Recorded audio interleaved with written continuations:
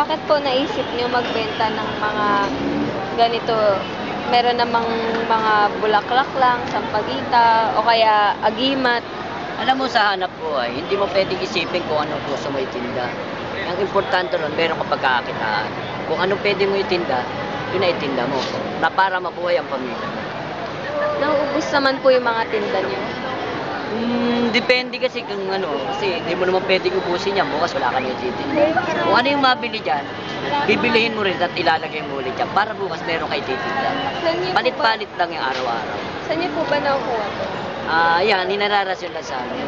Pag kami dumating dito, kung anong pwedeng itinda, ng mga ganyan pang religious, tinitinda namin. Kung ano yung maganda mabibili ng tao, yun ay tinitinda namin. Kung ano yung kayang bilhin ng tao. Bumabalik naman po yung kita niyo. Siyempre, hindi naman lahat ng hanap buhay.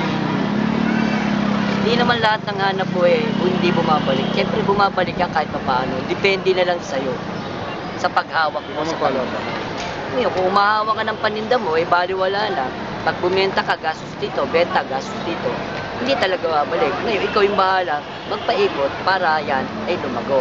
Ay, ikutin mo lang naman yan eh. Kumbaga, i-handle mo siya. Kung ano lang yung nabili, yun ang bilhin mo. Kung may sosobra, dagdagan mo. Ganun lang yan. Hanggang sa dumami ng dumami yan. Paunti-unti lang. Dito lang po kayo nagbebenta o umiikot po kayo sa iba? Dito lang. Siyempre, ba't ka pa iikot, dito lang naman, may benta ka na. Lalayo ka pa. Kaya naniniwala po ba kayo sa Diyos? Ha? Natural. Siya lang naman ang nagbigay sa atin para hindi tayo maniwala.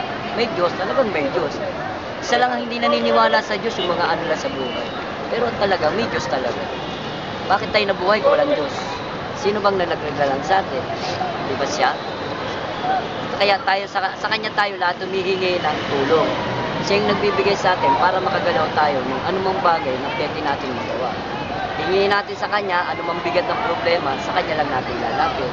Siya yung magbibigay sa iyo kung paano mo pamamaraan ka makakagalaw. May mga taong tutulong sa iyo sa pamamagitan niya. Siya yung maglalapit sa iyo na para tulungan ka. Ganun lang kasimple yun.